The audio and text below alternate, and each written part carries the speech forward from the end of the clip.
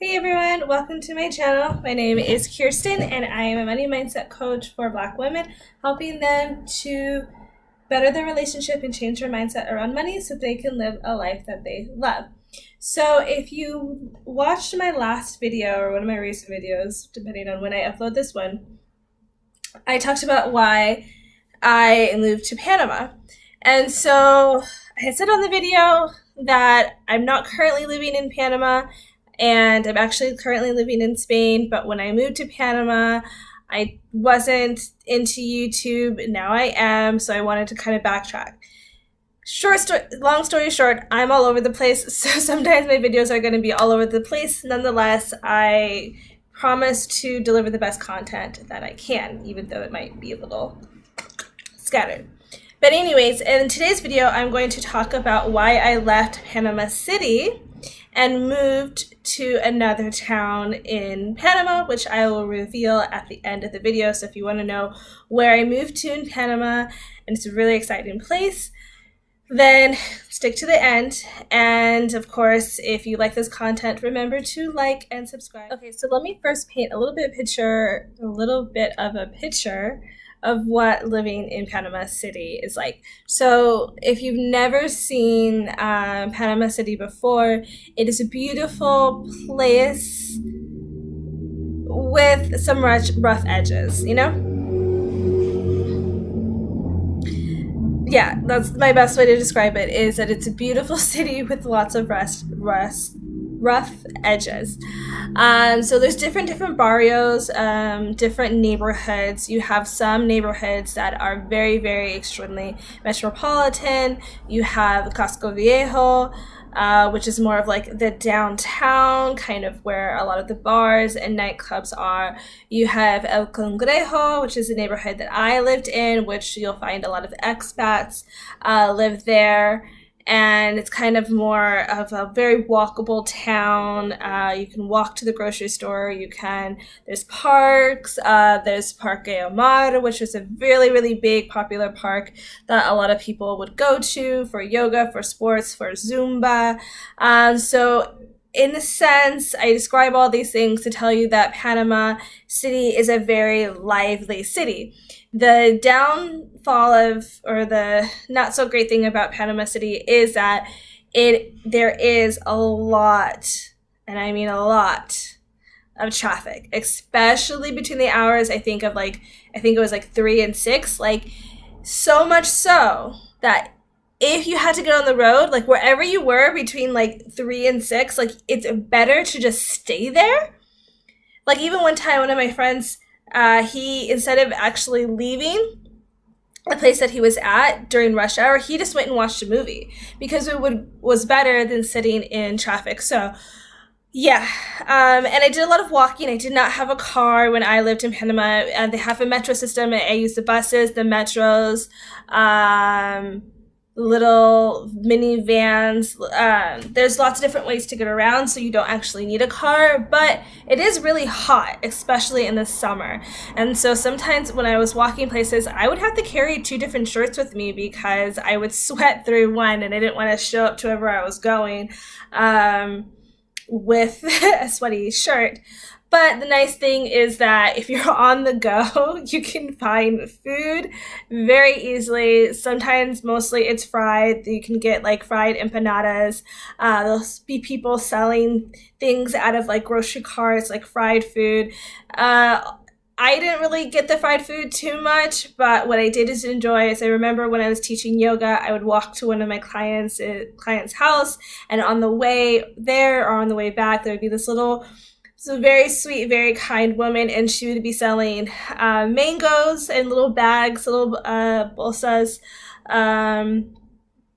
a fruit for like $1 or one Panama Balboa, which is like the equivalent of $1. And it was so great because I could just grab it and it was refreshing to eat. A lot of people you'll see people selling like mangoes, like green mangoes, and you put like some salt and stuff on it. So it's really busy, which leads me to the number one reason that I decided to leave Panama City was I was tired of living in a big city. Living in LA and then I moved to Panama City, which kind of felt like a smaller version of LA, and it was just too much. I was super busy all the time. I taught English, which I taught English online, and then sometimes I would go to corporate offices and teach English there. I would meet people in coffee shops for English teaching. I taught yoga. I was just like all over the place all the time. And part of that came with the lifestyle living in Panama. Also, part of that came from just my mentality of living in the United States, of this like go, go, go. And I kind of realized like that's not what I wanted. That's not the reason why I moved abroad. And so I think that's always important when you're considering moving abroad, whether long term or short term, always being clear with your why, because that's what's going to guide you through your journey of living abroad. If you have a clear why. My clear why was not to duplicate my life that I had in Los Angeles. My why was to be able to live a different way of life, to experience. The second reason why I moved or left Panama City is because I really, really missed the beach. I grew up, like I said, in the South Bay in California, and if you're unfamiliar with that area, it's a little pocket of cities along the coast of California, which meant I lived about for most of my childhood, for most of my high school days, I lived no more than 25 minutes from the beach. And so I have a really deep connection to the ocean. And when I lived in Panama City, there is one beach that is close to Panama City, and I cannot remember the name of it right now. And I found a way you can actually take a bus there for like $1 or $1 there and $1 back. But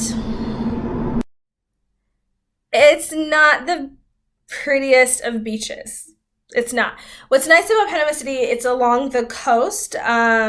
So if you go to a place called the Cinta Costera, if I pronounce that correctly, it's this nice long walkway along the beach, and it's beautiful. And then the next beach is close to, can't remember the name as well, but you have to take a boat there. But anyways, to get to the really nice beaches, and I mean really nice beaches, with crystal clear water, black sand beaches, with practically no one there, I had to take like a 2-hour bus ride to get there. Not including like the 30 minutes it took me to get to the metro, to take from the metro to the main bus station, to Albrook, which I think is the main bus station. And so it was a lot of work. Like, it was totally worth it, but it was a lot of work to get to those beaches, and I just wanted to be somewhere close. So I think when I really identified and locked on to what I really wanted, that's how I kind of manifested the place that I moved to next. So I kind of, after a while, when it got close to like my 1 year anniversary, I kept saying like, I want to be close to the beach. I want to be close to the beach. I want to work closer to the beach. I want to live closer to the beach. And I kind of just lived my life with that intention. And I kind of just kept putting information out there into Facebook groups, into people that I was talking to. And I got a job opportunity. I feel like I manifested this job opportunity because it wasn't something that I was actually actively seeking. As far as like going on job boards or talking to people, it was just, I was actually approached about teaching in this place called Playa, Venao, which is where I moved to. And if you're unfamiliar with Panama, you probably have no idea where that is, but don't worry, I'm going to explain. If you are a surfer, however, you probably are aware of Playa Venao because it is pretty much like the surf capital of Panama, Playa Venao, which is a very small beach town, and I mean like super small. I mean like less than a million, not a million, less than, sorry, I was thinking mil is in Spanish. Less than 1,000 inhabitants, like super, super small town. It was pretty much on one side you had this row of hostels and hotels, and I lived in a hostel, and I can do another video about living in a hostel. And then on the other side, you had jungle and cows, and it was like this one long road, and it was beautiful. Like I literally lived in paradise. But paradise has other multiple layers to it, and I actually wrote an ebook. So you're inspired now. What? And in those various chapters, I talk about living in paradise and dealing with the bugs, dealing with different people. But all in all, it was a great experience, and I probably will do another video talking more about my experience in Playa Venao, living in a very small beach town where people were constantly passing through, and what that was like for me.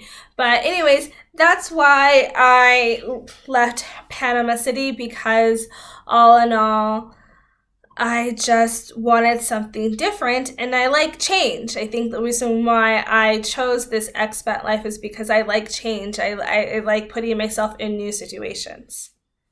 So thank you for watching this video, and thank you for following me on the crazy journey that is going to be putting up random videos. I'm going to try to put them in some type of chronological order, but you're probably going to see a video about Spain. You might see a yoga video. You might see a video about me going back to the States, because I recently went back to the States before coming back to Spain. You might see a video about me in Colombia.